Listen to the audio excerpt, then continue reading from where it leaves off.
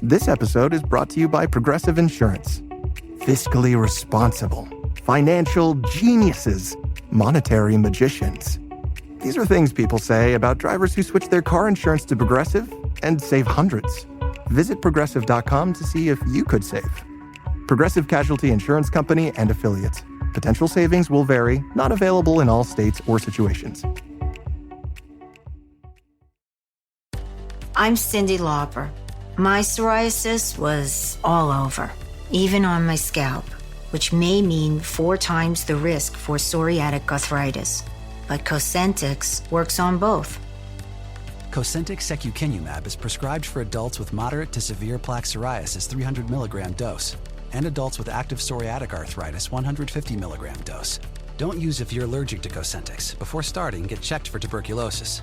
An increased risk of infections and lowered ability to fight them may occur, like tuberculosis or other serious bacterial, fungal, or viral infections. Some are fatal. Tell your doctor if you have an infection or symptoms like fevers, sweats, chills, muscle aches, or cough, had a vaccine or plan to, or if inflammatory bowel disease symptoms develop or worsen. Serious allergic reactions and severe eczema-like skin reactions may occur. Learn more at Cosentyx.com or 1-844-COSENTYX. Ask your doctor about Cosentyx.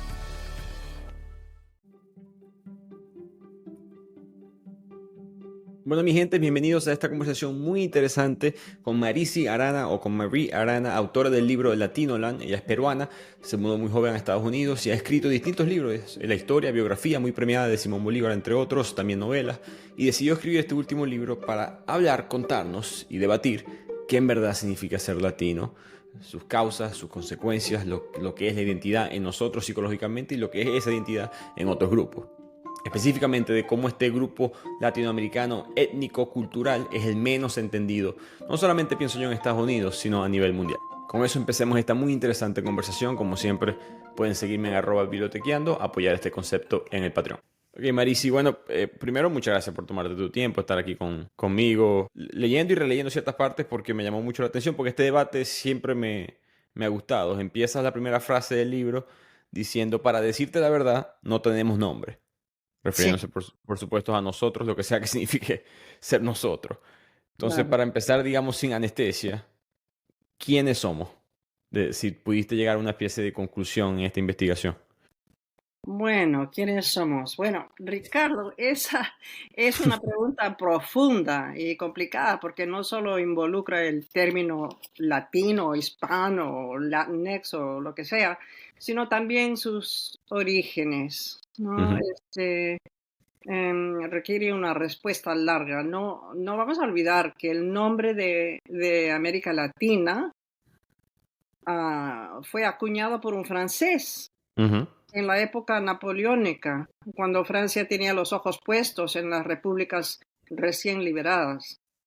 La Europa latina, vamos a decir Francia, Italia, Portugal, Ujú. quería crear un vínculo con América del Sur y convencerla de que teníamos raíces comunes y debíamos hacer frente común contra la Europa teutónica y la América anglosajona. Así que ser latino, ¿qué quiere decir eso? Es un nombre impuesto, pero aunque aceptamos el término América Latina, nadie en nuestra región de origen se ha llamado nunca latino o hispano cuando llegan a este país. Correcto. Sí, es un nombre impuesto por el gobierno estadounidense a efectos del censo realmente, de contar a las personas de origen hispano por un sinfín de razones, tanto políticas como económicas y culturales. Bueno, es de la misma manera que el gobierno estadounidense en el siglo XIX empezó a contar los afros como simplemente negros, aunque venían de muchos lugares, de África y Correcto. el Caribe. Bueno, me pregunta, ¿sentimos ese vínculo de ser latino? Creo que hasta cierto punto sí.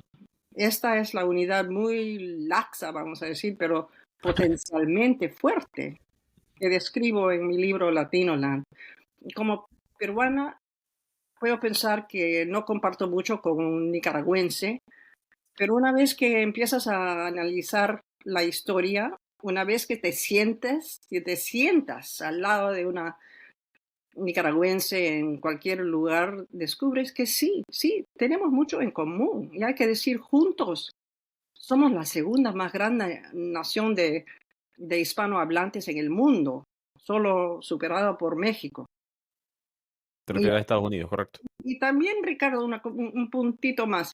Juntos, si nos cuenta como país, los latinos en este país tenemos el quinto mayor PIB del mundo. Así que sí, tenemos mucho en común. Yo estaba en este podcast, yo normalmente hago resúmenes de libros y me puse a hacer un resumen de un libro que habla de la historia de las naciones como concepto, pues. Ujú. El argumento del autor era el vínculo administrativo es muy fuerte. Y los primeros criollos no podían ascender la escalera social, económica, política en España, en el caso nuestro, ¿no? Pero tampoco podían moverse horizontalmente. O sea, si estabas en Venezuela, de donde soy yo, no puedes irte en verdad a tener algún tipo de cargo en Bolivia. Entonces se empieza a formar esta idea de nación y se empieza a formar esta idea de concepto de que lo que nos une es que tenemos esta fatalidad de ser parte de una colonia, pues, de no poder ser parte del sistema del otro lado del océano, del Atlántico. Yo no sé si de ahí viene el vínculo, que como dijiste, es fuerte en momentos, es suave en otros. Ha variado acorde de la historia, pero me sorprendió, dijiste que en el libro que 14% de los latinos en Estados Unidos se sienten conectados con los latinos fuera de su propio grupo nacional. No con lo que dijiste ahorita, ¿no? Mexicanos con nicaragüenses, puedo dar un ejemplo, pues nicaragüenses con venezolanos. ¿Es entonces los latinos en Estados Unidos una especie de previa a lo que sería una Latinoamérica mucho más unida, si me explico? Porque sería una mezcla de todo. Sí, tú tienes mucha razón. Tú sabes que yo escribí una biografía de Simón Bolívar. Ujú. Y Bolívar siempre tenía ese sueño de unir las repúblicas que habían liberado. Las repúblicas eran 6, así que un territorio tremendo. Y él decía, bueno, nosotros todos tenemos el mismo lenguaje, la misma idioma, tenemos la misma religión, que en esos tiempos Claro. era la verdad. Y entonces, ¿por qué no nos unimos para ser más fuertes, para ser un Estados Unidos de Latinoamérica? Y él tenía ese sueño. Yo creo que ese sueño se realiza en este país, en los Estados Unidos, con todos los latinos juntos. Porque al momento de llegar aquí, decimos, bueno, yo soy boliviano, yo soy peruano-americano, yo soy cubano-americano. Pero la verdad es que en cierto sentido, cuando estás trabajando al lado de alguien de nuestros países, se sienten unidos. Nos sentimos ese vínculo muy importante, muy profundo, yo creo. Yo recuerdo cuando García Márquez fue a Francia y él dijo que ahí fue que aprendió lo que era ser latino, porque requería una especie de, tenías que salirte de tu propia etnia para poder entender. Pero en parte creo que eso viene corrígeme, no quiero saber tu opinión, creo que en parte eso viene por cómo nos ven afuera. Yo he contado esta historia entre amigos, yo me mudo a Estados Unidos, a eso 2009, y como buen venezolano lo primero que hacíamos era ir a un supermercado, porque no había supermercado con comida en Venezuela, era interesante ver uno full aquí en Estados Unidos, y tengo 18, 19 años, y estoy viendo sauerkraut alemán y salchichas polacas y panes italianos, todas estas cosas que yo nunca había visto. Y después camino y llego al pasillo nuestro, ¿no? El pasillo número X que dice Hispanic Foods. Ajá. Y siempre recuerdo eso porque no había un pasillo para los europeos, ¿no? No había la comida europea estaba mezclada y la nuestra era separada. Y los asiáticos también. Y siempre recordé eso como una manera de decir, claro, porque yo lo entiendo, porque yo, dentro de todo, en ese momento especialmente, yo voy llegando, no me parecía extraño que alguien me diga no soy de aquí. Pero alguien, Jennifer González, que nació aquí, no importa si nació aquí, le dicen que no es de aquí. Mi caveat, supongo, mi peligro con ese concepto que debato mucho internamente. ¿Qué pasa si nos categorizamos como un grupo que viene de otro lado? Es lo que pasó con los criollos, que le dijeron que no eran de Europa, que no eran de España, y empezaron a... Sí, se quedan en un limbo, sí. Exacto. Sí. Tú sabes que yo tengo ese sentido también en las tiendas de libros, Ricardo, porque Mm, lo que pasa en una tienda de libros, entonces ponen una sección que te dice libros hispanos o libros latinos. Y entonces no se dan cuenta que nosotros somos una parte de este país, ¿no? Que somos como, si somos peruano-americanos o boliviano-americanos o cubano-americanos o puertorriqueños americanos, entonces somos americanos también, ¿no? Hemos llegado, hemos declarado de ser como parte de este país. ¿Por qué no nos pone? Porque nuestra historia es también, si lo ves bien, la historia de este país, porque somos tantos y hemos estado aquí mucho tiempo.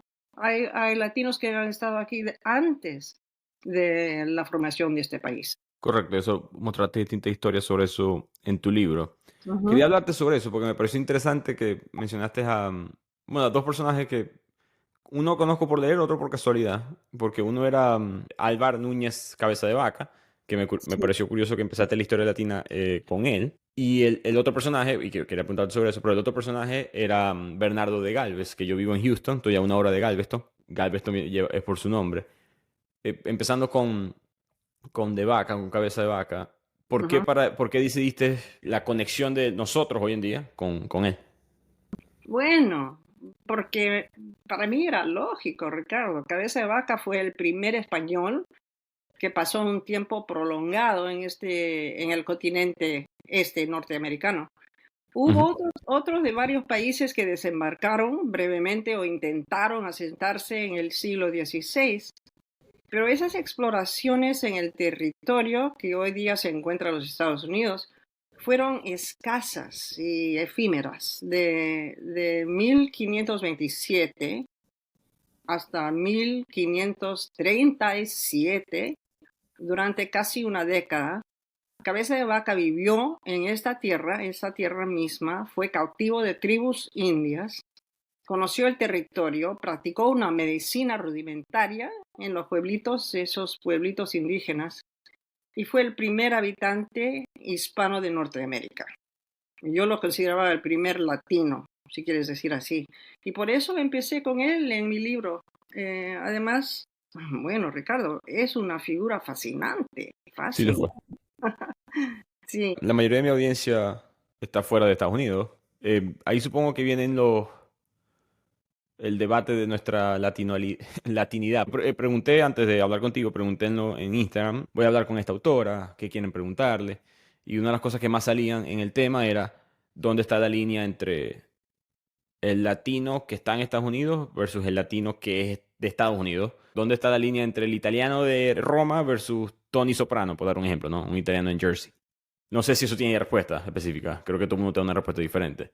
Pero por lo, lo que veo, Núñez Cabeza de Vaca, Bernardo Galvez, son, en tu lógica, un español en tierra americana, de una vez empieza a crear ya esta identidad de sí, latinidad. sí, para mí los españoles también son latinos, sí, claro que sí, son latinos de origen, que nosotros tenemos una relación fuerte con España, eso Claro, claro. no podemos negar. Así que sí, yo cuento los españoles como latinos, sí. Bernardo de Galvez, tú sabes que la gente no se fija porque no están ahí en los libros de los libros escolares que te enseñan que Bernardo de Galvez era el gobernador de Florida y de Luisiana al mismo tiempo, y que fue él que reunió soldados de todo, del Caribe, de México, de varios lugares para ayudar a George Washington con su revolución. Y sin Galvez no había chance de ganar la revolución para George Washington, porque él necesitaba eh, sus tropas, necesitaba de todo, de comida, de todo. y habían bloqueado la costa del Atlántico, así que tenían que pasar por el río Mississippi, Ujú. que era parte de su territorio, de Galvez. Así que él mandaba buques con tropas, con comida, con todo, para ayudar a George Washington. Para mí, el español, con toda su fuerza de ser gobernador, de organizar tropas para ayudar a la revolución, sí, claro, eso, él también fue un latino así um, eh, muy importante en la historia de este país. Con todo eso en cuenta, yo por ejemplo me quejé de una lista del New York Times que publicó los mejores 100 libros del siglo XXI y creo que era no recuerdo el número exacto, pero creo que el 90% eran occidentales, los autores. ¿Somos nosotros también occidentales? Sí, claro, ¿cómo no? Los vínculos, la historia nos une mucho, Ricardo. Yo creo que sí. No, sin duda para mí. De acuerdo contigo en ese aspecto, pero me parece curioso que es rara vez mencionado, ¿no? Porque en verdad si defines Occidente es bastante simplemente valores, muchos de los valores humanos que venían descendientes del cristianismo occidental en épocas anteriores y eso no es muy diferente a lo que llegó a nuestras regiones. Entonces, siempre me ha parecido curioso esa terminología, pero supongo que es un debate. Es en muchos sentidos un término que no tiene valor realmente, ¿no? Porque es un término impuesto como otros que no tiene sentido de verdad. Ya que estamos en ese tema de cosas que no tienen sentido, uno de los problemas de ser latino, o problemas para el lente estadounidense, en mi punto de vista, que como todo está categorizado por color de piel, porque es una cultura que por razones históricas siempre se enfocó mucho en el color de piel, les ha costado al estadounidense promedio identificarnos a nosotros como un grupo diverso, de mezcla de razas y de distintos grupos de razas, de un grupo que ni siquiera es una raza. Mencionaste un caso que me dio como risa y me dejó pensando, fue que el caso de la autora Anya Taylor-Joy, argentina, Sí, que extremadamente blanca, sí. que ganó este premio de POC, de persona de color como actriz, si no me equivoco. Ujú. Y hubo ciertos problemas en ciertos círculos, obviamente. Pero me gustó ese debate porque representa creo que muchas conversaciones que la gente tiene hoy en día aquí en este país. No sé si querías dar tu opinión, o no, no sé opinión, pero como que tu análisis de eso. Sí, hablo mucho de la raza y la mezcla tremenda que tenemos nosotros en los países de Latinoamérica. Es para mí una cosa tan importante, aunque tenemos tantas razas y tenemos tanta mezcla, también tenemos tantas divisiones. Mm, Llegamos a este país y no entendemos, ¿no? No entendemos el binarismo de este país, que piensan ujú. todos solamente en negro y blanco, y es para nosotros una sorpresa, porque no nos hemos catolizado en esa forma, ¿no? Y hay que recordar que somos también, siendo una mezcolanza, seguimos mezclando porque somos la etnia más propensa a casarse fuera de nuestra raza. Correcto. Eso para mí es algo muy importante, esa voluntad de hacerlo, de mezclar. Am, y somos la etnia que incluye a todas las razas del hombre. Yo misma tengo todas las razas del hombre. Llevamos más de 500 años mezclando razas, así que ni mencionar que los españoles del siglo XV que vivieron a este hemisferio se consideraban blancos, pero era una mezcla de etnias Ujú. desde el principio, ¿no? Así cuando comprobamos nuestro ADN, la lista de etnias que representamos puede ser muy larga. Como yo digo, yo misma lo descubrí cuando me hice el ADN, así que no es gran sorpresa que los latinos estén muy dispuestos a casarse con otras razas y etnias. Entre las más de 200 entrevistas que realicé para poder escribir este libro, Latinoland, hablé con latinos asiáticos, se llaman en inglés Lasians, latinos afroasiáticos, fruto de muchos matrimonios mixtos que se produjeron tanto aquí como en sus países de origen. Así que conocí a muchos latinos que nunca supieron que eran negros hasta que llegaron a este país, ¿no? Por este país siendo tan consciente del binarismo. Y fue aquí que les dijeron que eran negros. Puertorriqueños que no pensaban que eran negros y llegan aquí y dicen que sí, tú eres negro. La raza es algo tan fluido y complicado en nuestros países, así que si tenemos esa sorpresa cuando llegamos aquí. Mi libro habla mucho, mucho de eso. Aquí tengo anotado esa data. 40% de los latinos nacidos aquí en Estados Unidos se casan con gente que no es latina. Sí, Entonces, increíble. es casi la mitad pues, de nosotros que nos mezclamos, que como dijiste, no sorprende. Te iba a preguntar algo. Es una pregunta incómoda, pero es algo que también me deja pensando. Porque fíjate esta mezcolanza que tenemos, histórica, podemos argumentar desde el principio, con Ujú. sus injusticias en el medio. Somos entonces el grupo más diverso, pero no estamos bien. Y si vemos a diversidad como una fuerza, ¿cómo es que somos tan diversos pero no somos una fuerza? Ujú. Bueno, me estás preguntando si tenemos esa relación, esa, vamos a decir, hermandad eh, en los países latinos y no entiendo lo que me estás preguntando. Perdón, no, para repetir, o sea, creo que es un lema popular en Estados Unidos, ¿no? De que la diversidad es algo positivo, por supuesto, y que traemos mejores perspectivas, distintas perspectivas, mejoramos con eso. Pero pareciera que una de las regiones más diversas del mundo, que es Latinoamérica, no parece echar para adelante. Los latinos en Estados Unidos tampoco nos está yendo muy bien. Entonces, ¿qué es lo que nos falta? ¿Cuál es el ingrediente secreto que le falta a eso? ¿O cuál es la razón por la cual la diversidad entre nosotros no ha Sí. funcionado? ¿Es la falta de conciencia de la misma? ¿Cuáles son los factores? Bueno, eso es vamos a decir, el reto para sentirnos unidos, ¿no? Porque a veces no podemos decir si somos de Argentina, que tenemos mucho en común con un mexicano, un hondureño, ¿no? Pero y yo pienso en otra forma.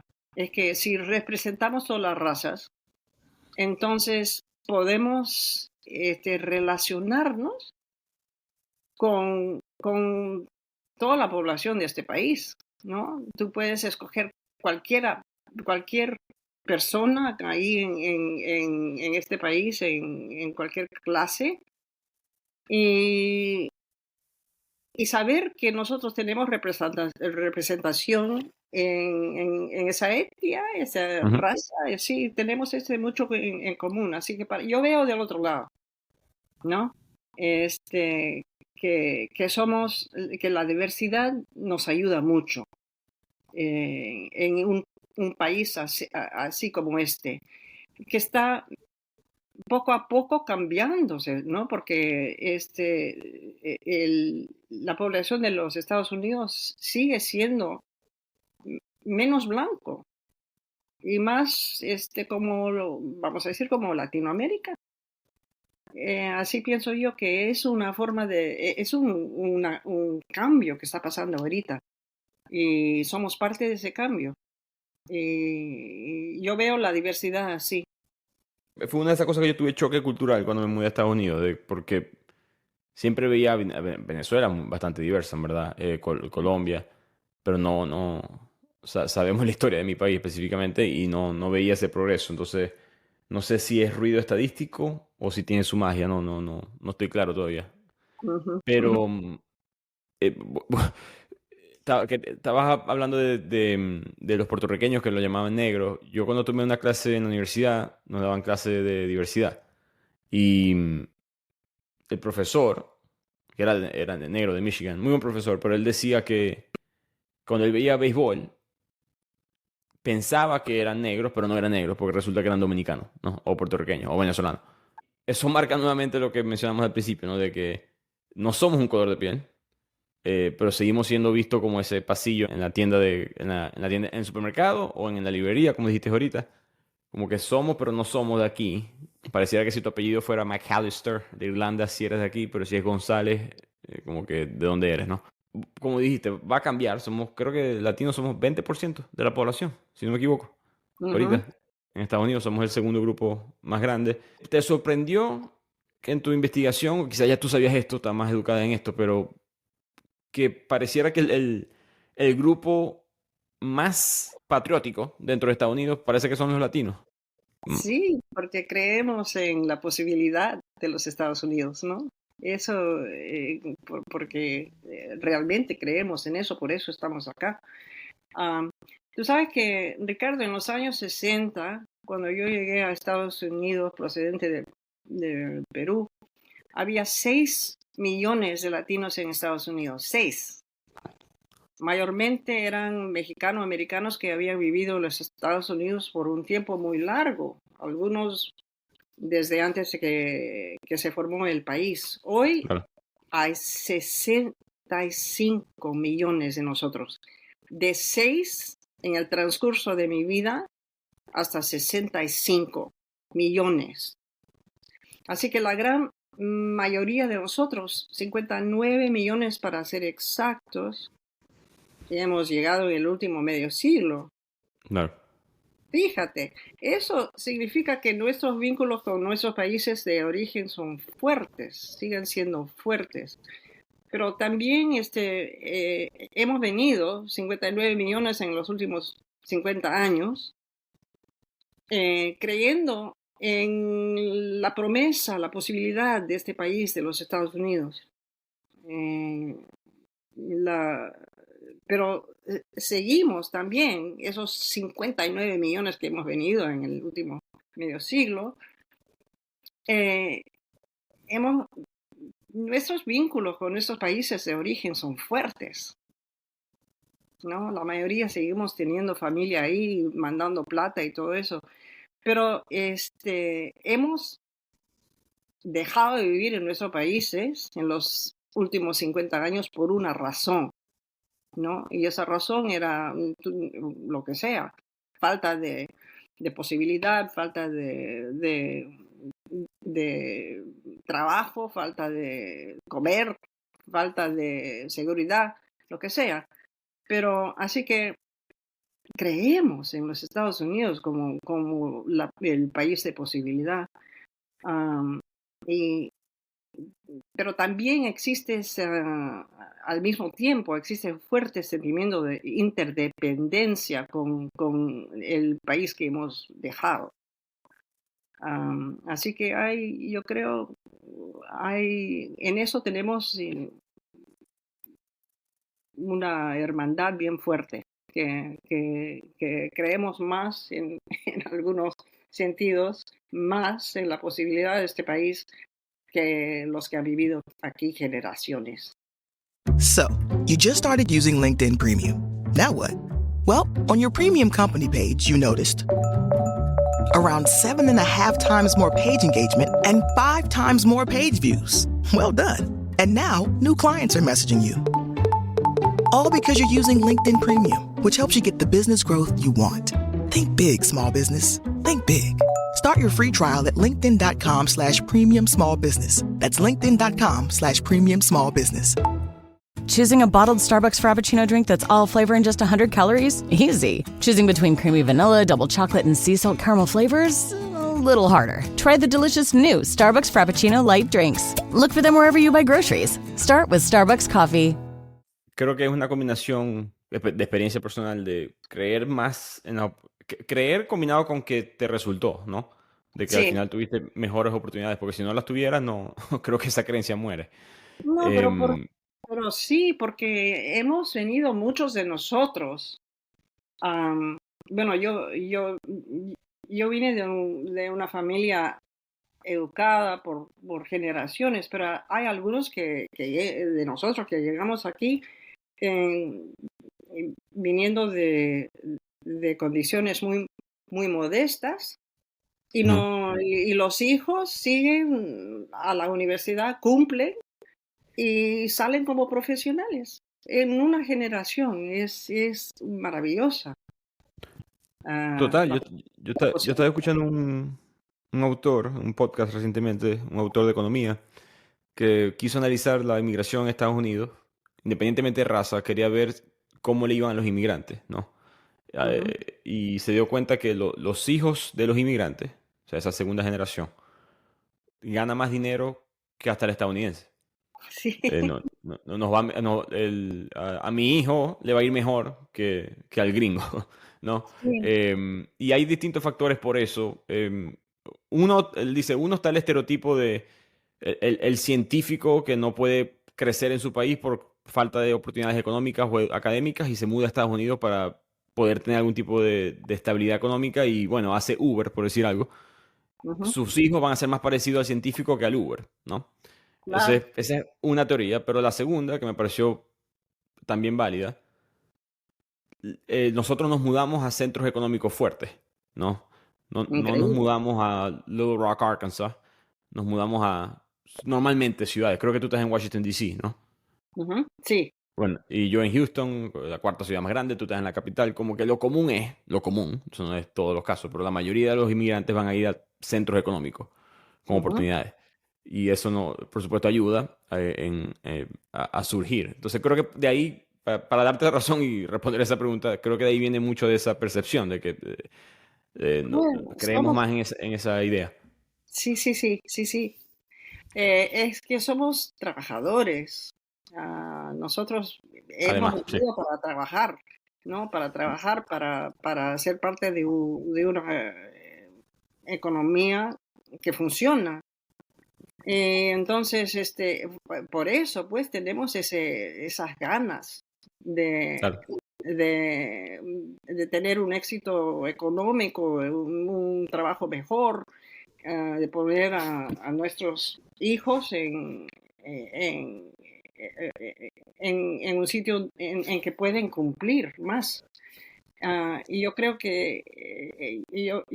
que eso, am, esas ganas de ser trabajadores, a veces nos pone en una situación mejor que los que han vivido aquí mucho tiempo, que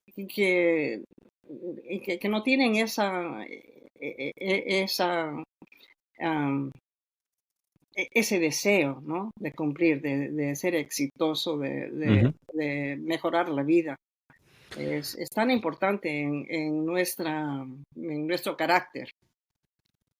Y yo creo que, y no sé si, dime si lo sentiste también, pero esto tiene un nombre, ahorita se me olvidó, pero psicológicamente hay un fenómeno del inmigrante que quiere, que carga un peso adicional por el sacrificio de sus padres, ¿no? Ah, De sí, que, bueno, como mis padres dejaron todo atrás, en gran parte para que nosotros, ¿no? La siguiente, sus hijos, no sí. fueran, tuviéramos las oportunidades que ellos no tuvieron. Y entonces está la presión de sal bien en el examen, trabaja, no te rindas, ¿no? Como, mucho más fuerte que el que nace cómodo, por decirlo así, en los suburbios, no va a tener esa chispa. Ujú, ujú. Eh, pero sí es muy interesante esa mezcla. Yo estoy con el Gabo, ese sentimiento de latino lo sentí más aquí que en Venezuela como tal. Eso con el tiempo probablemente ha cambiado, pero creo que eran mucho más divididos antes, en un mundo menos globalizado, punto. Ujú. Quería, Marisa, quería hablar contigo de algo que me llamó la atención. Yo soy ateo, agnóstico, así que puedes hablar libre enfrente mío, pero el tema de la religión dentro del libro, ¿no? Como dijiste, católicos de toda la vida, con los españoles, portugueses, pero poco a poco ha habido un cambio últimamente. Sí. Em, en tu análisis, en tu investigación, ¿qué es lo que viste en este cambio de alejándose, no de la religión como tal, sino del catolicismo? Bueno, hay muchos que han dejado la religión por completo, ¿no? Los hijos, la generación así, am, que de los, vamos a decir, de 20 años, Ujú.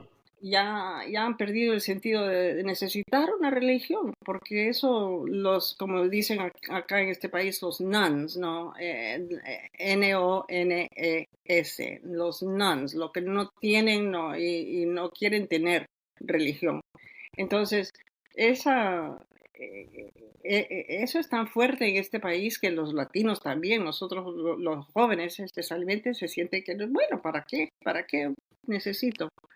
Y, y más que eso, hay que decir que yo creo que nosotros los latinos realmente somos personas de fe, nos gusta tener fe. De acuerdo.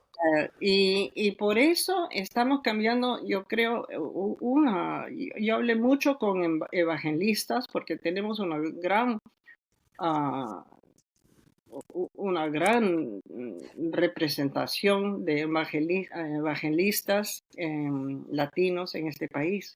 Es increíble. Yo hablé con un pastor, Samuel Rodríguez, que tiene, yo creo que son como 14,000 iglesias en este país. Wow. De evangelistas y es un cambio muy fuerte. En Guatemala ahora la mayoría es evangelista. En mi país de origen, en el Perú también, el evangelismo es muy fuerte.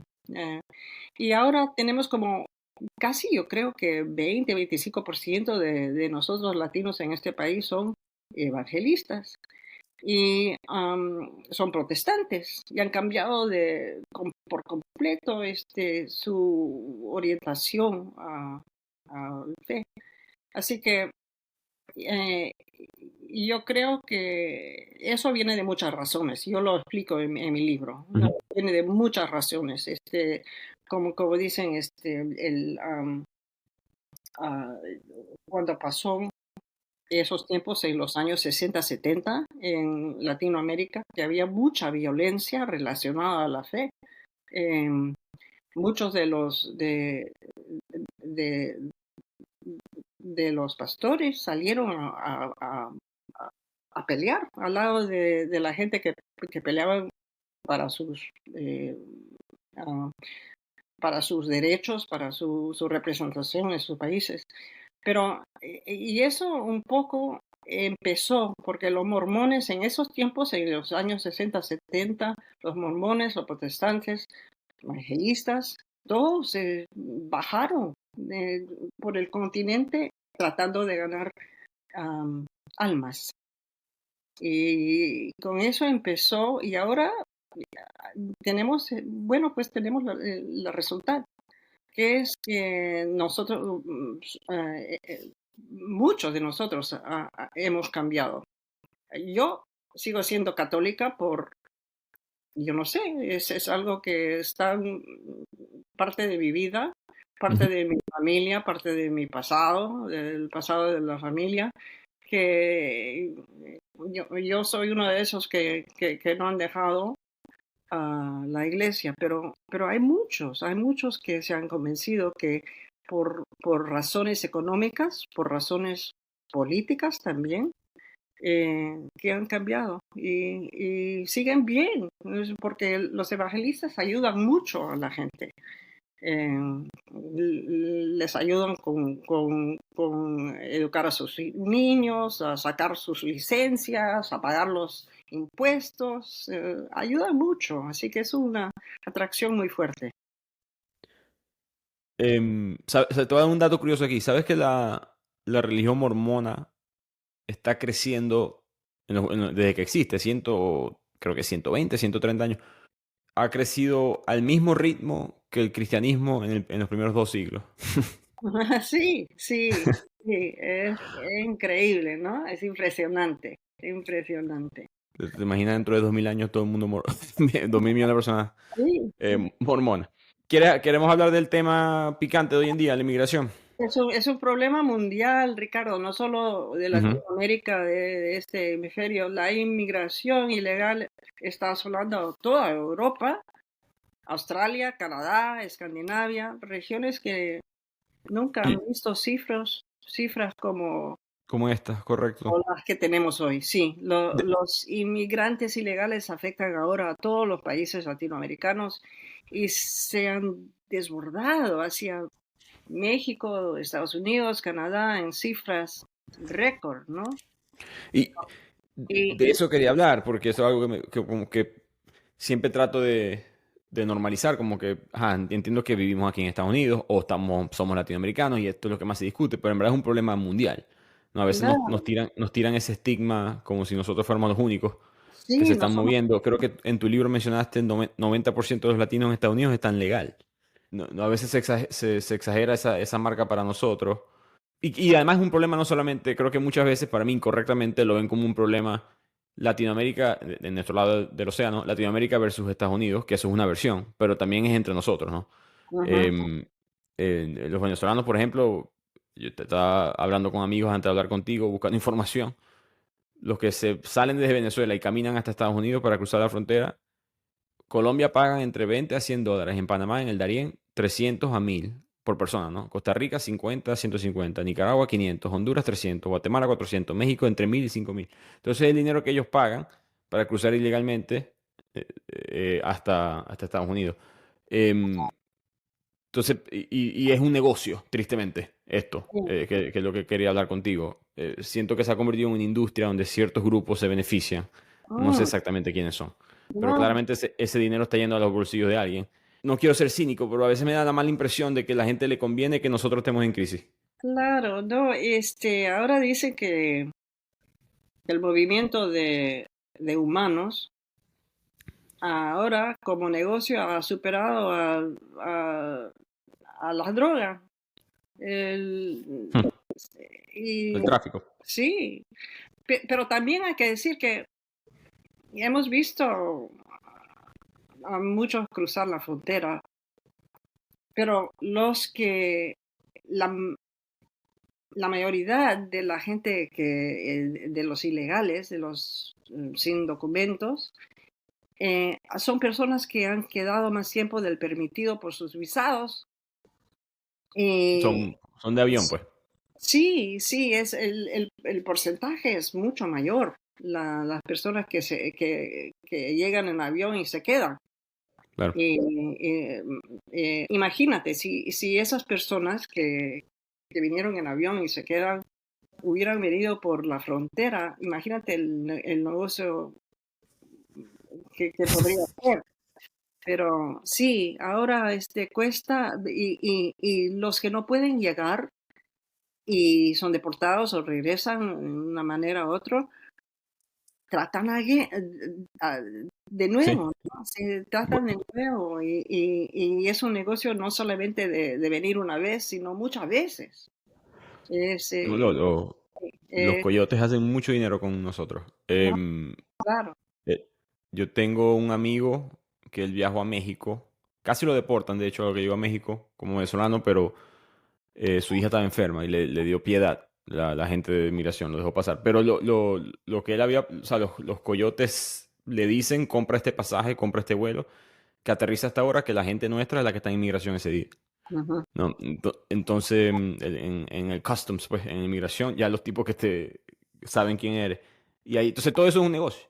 Que siento que Sí, eso es, a través de la historia eso siempre es un problema. Cuando se crea un negocio con falta de moral en el aspecto de que, bueno, cuánta gente no muere en el Darién, no, hay tráfico de órganos, droga, hay muchos problemas en ese proceso que a mí me perturba porque tengo mucha gente cerca que ha vivido eso.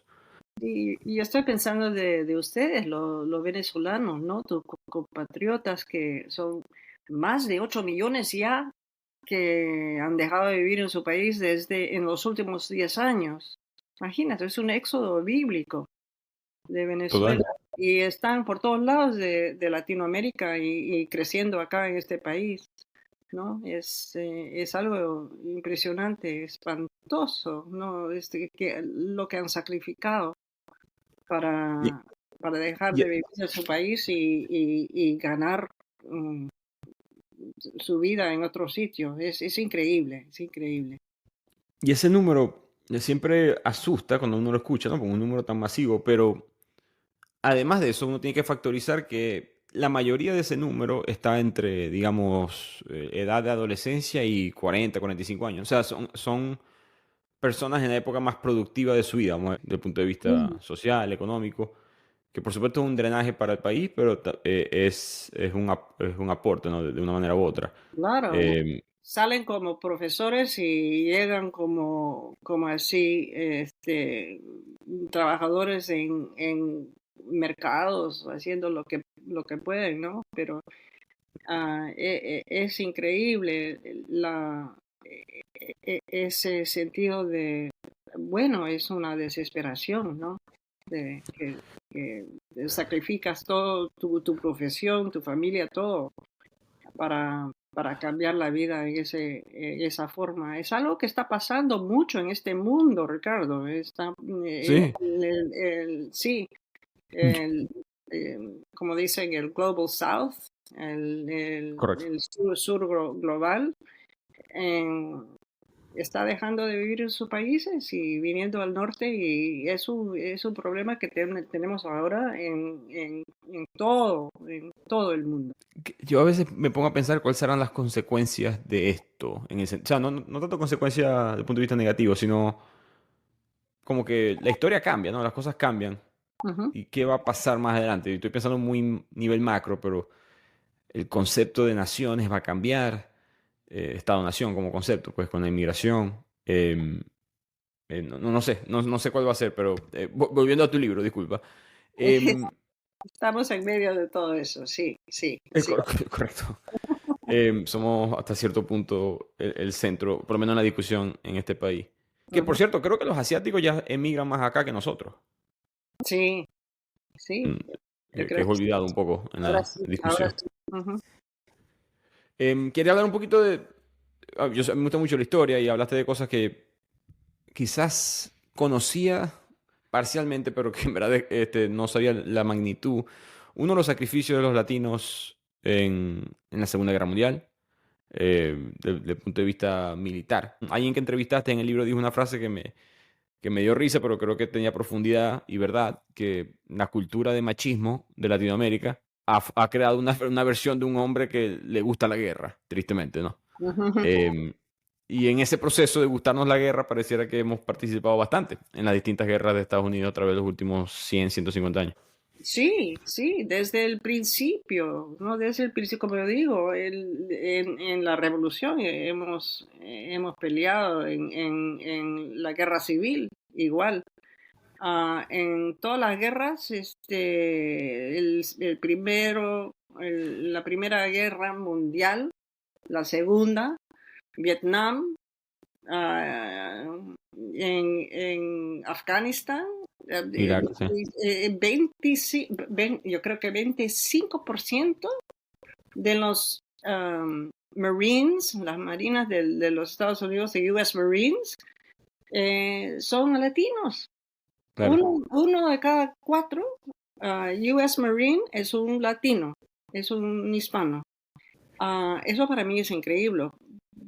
Empezando cómo se puede mejorar la vida siendo militar, ¿no? Viniendo con nada, entonces Ujú. ganando un entrenamiento increíblemente importante y poder cambiar tu vida.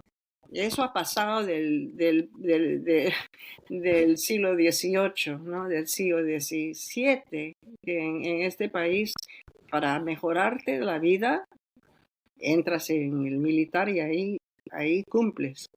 Y sí, así que nosotros hemos sido gran parte de la fuerza militar de este país. Um, Históricamente la forma más fácil de salir de la pobreza es unirse al ejército, sí, ¿no? sí, En claro. todas partes del mundo. Sí. Siempre ha sido así. Aunque, y gente hombres que han ganado, como se dice, el Purple Heart, Ujú. todos lo que puedes ganar, ¿no? Con tu pasión como guerrero. En el pasado muy recién, porque eso ha pasado en los años 60, 70, en ciertas partes de este país no te sirven. No te sirven en los restaurantes, no puedes Mm. entrar en lugares que dicen que no dejan a mexicanos entrar, mexicanos y perros. no los dejan entrar, aunque puede ser un militar que ha peleado por tu país, que ha ganado muchos éxitos, muchos premios, pero esa parte de la historia es muy interesante en este país, porque sí, desde el principio la vida militar ha sido muy gran parte de la historia de los latinos en este país. Muy cierto. Bueno, Marisi, te voy a hacer una pregunta final un poco más personal para ti. Ujú. No, tú te fuiste de Perú, llegaste aquí a Estados Unidos, has tenido una vida bastante exitosa, has escrito todos estos libros. ¿Por qué decidiste escribir este? ¿Por qué lo escribí? Ujú. Ajá, bueno, es algo, es una evolución para mí, Ricardo, porque yo empecé em, siendo parte de la vida cultural en Nueva York como una persona que trabajaba en un editorial, Simon and Schuster, Harcourt Ujú. Brace, y yo trabajaba realmente como cualquier eh, estadounidense, ¿no? Porque no se interesaban para nada en las vidas o las historias, los cuentos sobre los latinos. No se interesaban para nada. Nunca me preguntaron nada de mi pasado, de dónde había vivido, de dónde había nacido, nada. Y cuando yo eh, traté de traer un proyecto, un libro posible, viniendo de mi propia vida cultural como peruana, decía, ay, los hispanos no leen, no es un mercado, imagínate. Mm, Eso fue en los, en los tiempos cuando éramos como 10 millones nada más. mm, Y entonces ahora somos 65 millones. Y yo traté, en los otros libros míos, porque había empezado vamos a decir, proyecto de enseñar a los estadounidenses quiénes somos, qué historia tenemos, de dónde hemos venido. Entonces empecé con la historia, mi propia historia, un libro de memorias que se llamaba American Chica. Entonces, 2 novelas tratando de explicar un poco de nosotros. También una biografía de Simón Bolívar que era para mí una, una posibilidad de contar sobre más geografía, sobre más cronología de la historia de quiénes éramos. Y toda esa historia de las guerras de independencia que eran tan diferentes que la guerra de independencia de la revolución en este país, muchas diferencias, y quería explicar por eso. Entonces, el próximo libro era La plata, la espada y la piedra, que trata de explicar cómo 500 años de historia en los países latinoamericanos siguen viviendo ahora y siguen siendo problemas que tenemos hoy. Entonces, ok. llegué al punto de que había ido de mi propia libro de memorias hasta una historia tan grande, ¿no? Y no me había fijado que eh, el país más grande de hispanohablantes vivía en este país. El segundo, superado solamente por México, que es esta población gigante de latinos que vivimos acá, era algo eh, que seguía invisible, ¿no? Que la gente no se dan cuenta de quiénes somos o de quiénes podemos ser. Entonces, por eso traté de dedicarme a esta historia tan tremenda, tan parte de la historia de este país. Am, y bueno, por eso escribí el Latinoland y ha sido para mí con 237 entrevistas que tenía que hacer para escribir el libro. Un proyecto enorme bueno, pero el proyecto más grande de mi vida, realmente. Hasta Fue una buena investigación, felicitaciones por el libro además. Y sí, creo que esta conversación se va a tener más y más con el paso de los años. espero que sí.